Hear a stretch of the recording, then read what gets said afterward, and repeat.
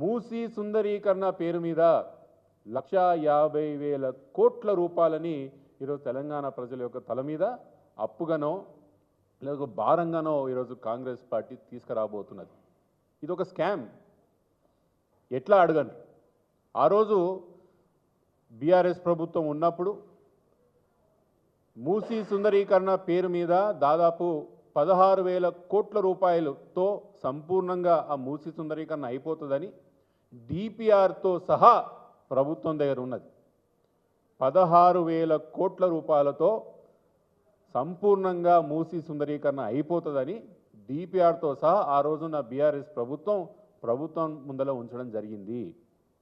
దాంట్లో 4,000 కోట్ల రూపాయల ఎస్టీపీలు కూడా దాంట్లో భాగమే. దాంట్లో సగం వరకు పని అయిపోయింది.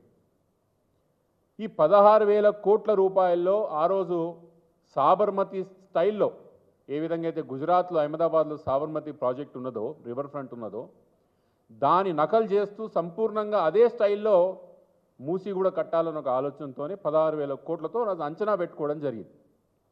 కానీ ఈరోజు ఏకంగా కాంగ్రెస్ పార్టీ ప్రభుత్వం 1,50,000 కోట్ల రూపాయలతోని మూసి సుందరీకరణ చేపట్టబోతున్నదంటే ఇది ప్రపంచంలోనే అతిపెద్ద రివర్ ఫ్రంట్ ప్రోగ్రాము.